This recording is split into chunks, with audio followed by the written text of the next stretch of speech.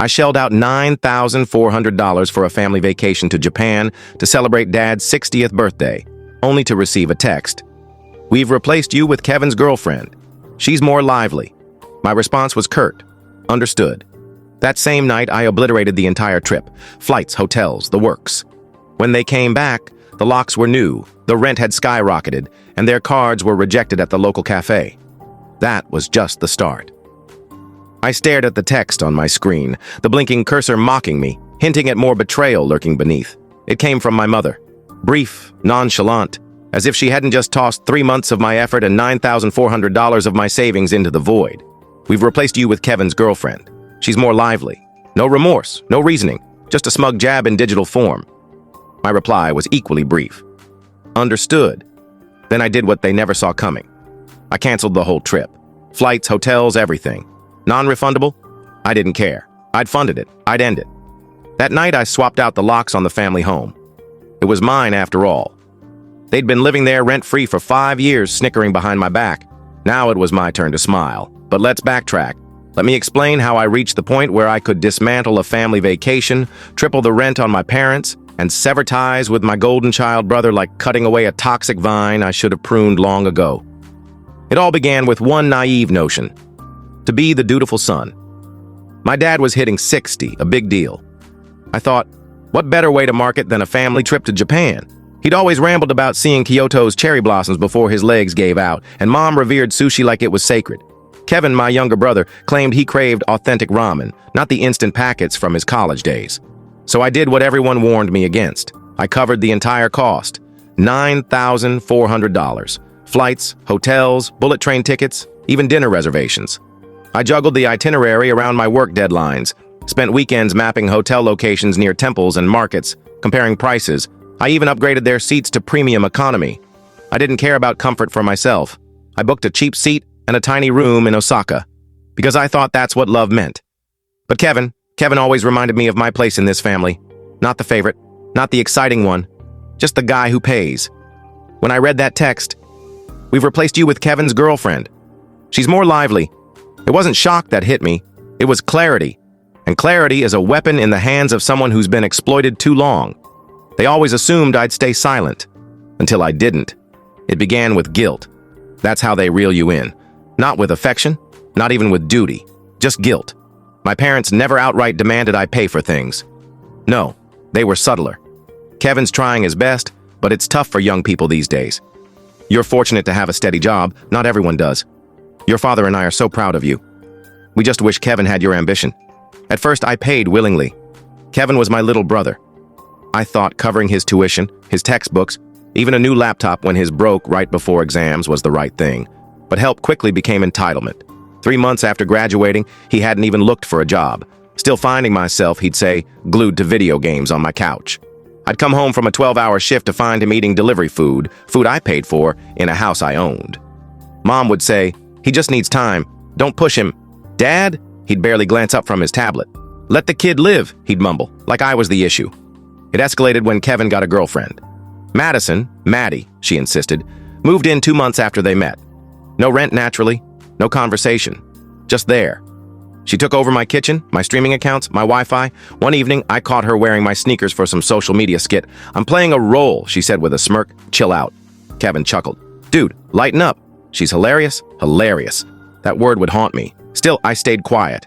I kept paying. Because family. Because what would Dad think if we clashed? Because you earn more than enough. When Kevin lost the job, I helped him land. Showing up late 3 times in a week, I paid his car loan to save his credit. When Maddie crashed her old car, I co-signed a used SUV in my name. Foolish, I know. And when they announced they wanted to join Dad's birthday trip, I didn't hesitate. I reworked the plans, added rooms, rebooked hotels. I even shuffled my own vacation days to make it work. And what did I get? "We've replaced you with Kevin's girlfriend. She's more lively." That wasn't just a slight. It was a wake-up call. Because that one line confirmed what I'd always suspected. To my family, I wasn't cherished or respected. I was a resource, a bank account with a pulse, and the worst part? I'd allowed it. But they weren't finished. Not yet. The morning after they arrived in Tokyo, Kevin texted me. "Yo, can you send some cash?" Maddie forgot her card, and Dad says the exchange rates suck. I didn't respond. An hour later, another message. Come on, man. Don't be bitter. This is about Dad, not you. I nearly smashed my phone. They'd stolen my spot, my trip, my moment, and still, they wanted more. But I stayed silent. Let them have their fun. Let them post their curated stories of family bonding while I sat in an empty house with a fury I couldn't name. Until day 5 of their trip. That's when the hotel called. Mr. Carter, the credit card for the group booking was declined, and there's an issue with the guest list. An unauthorized person was added to the suite, so that's how they did it. They'd swapped me for Maddie without notifying the hotel, used my card to cover her stay, assumed I wouldn't notice. That was the moment. Not the insult, not the money, not even being excluded from my father's 60th birthday. It was their belief that I'd just take it, that I'd always take it. So I logged into my bank, flagged the charges, canceled the card, then I called the hotel back. Remove all guests. The booking is void. Alert security if anyone contests it. They're not authorized. The manager hesitated. Sir, they're still in the rooms. I know, I said. They can figure out their own way back. The day they returned, everything was different.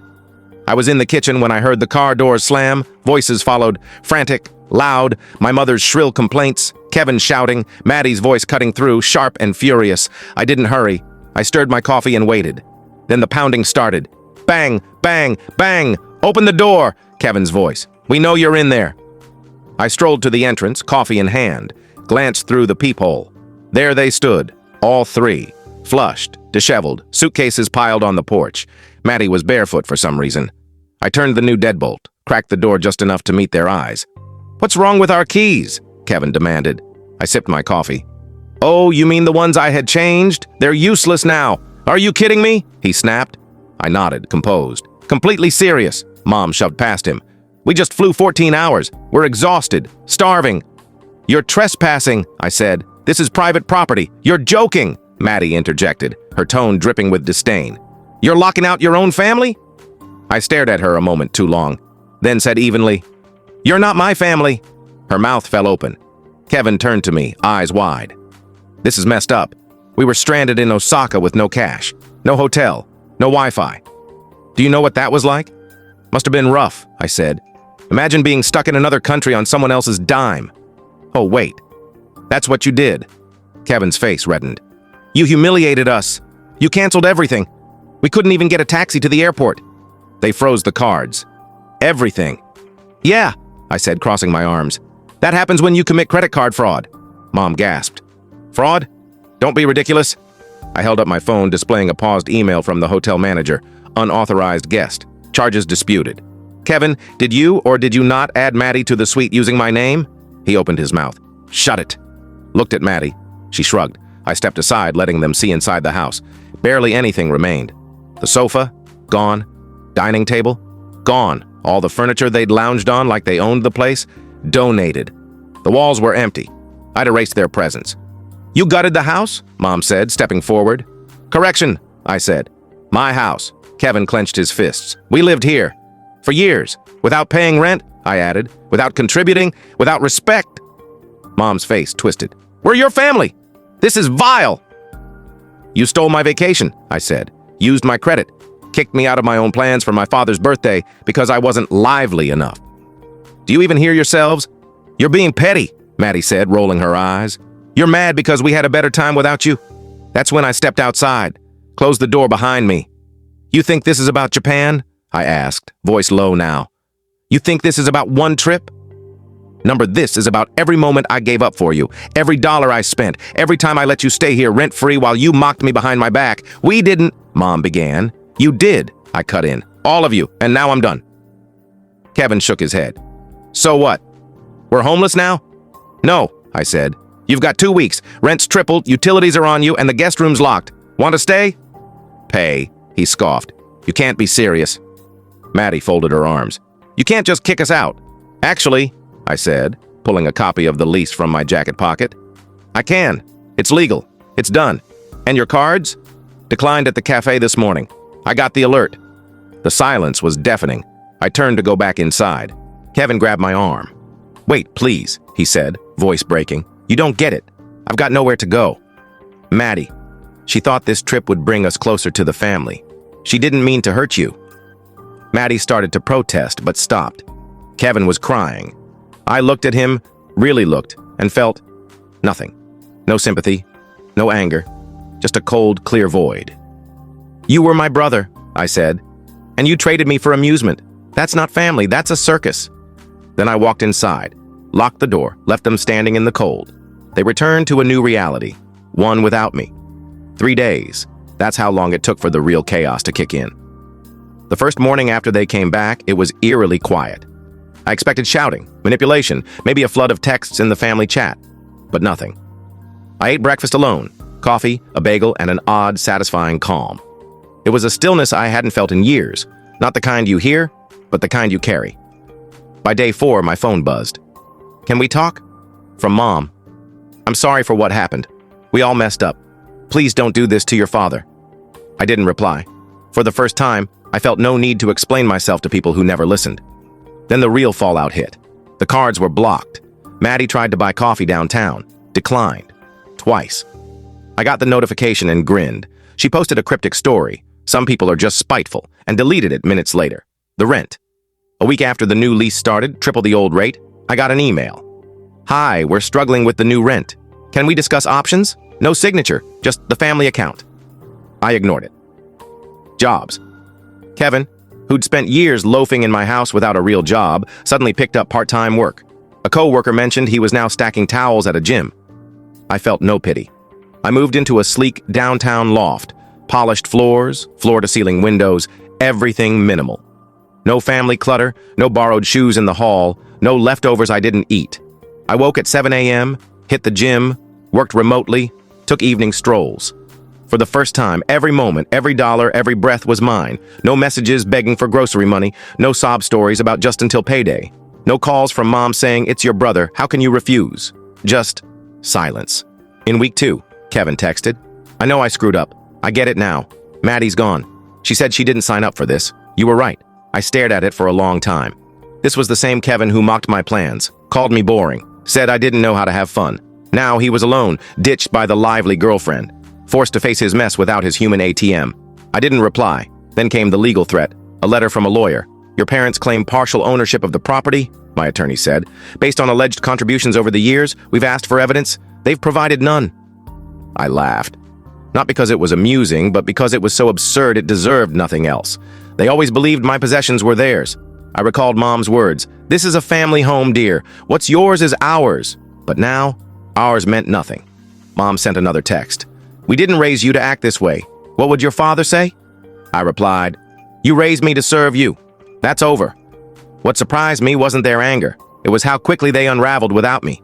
Kevin was working 10-hour shifts, scrambling for bills. Mom started calling old friends she used to ridicule for having disloyal kids. Dad? Silent, as always. He'd been quiet through every argument, every betrayal. His loyalty was to staying out of it. And now, they were living in the world they'd built, one where I wasn't there to fix everything. And me? I sat on a new sofa, in a new apartment, sipping coffee no one complained about, surrounded by things I chose. For the first time, I wasn't being drained. For the first time, I had no obligation to people who never showed up for me. And for the first time, I wasn't angry. I was free. I was never the problem. I was the solution they exploited. Sometimes silence speaks louder than shouting. 3 months have passed since I cut the cord.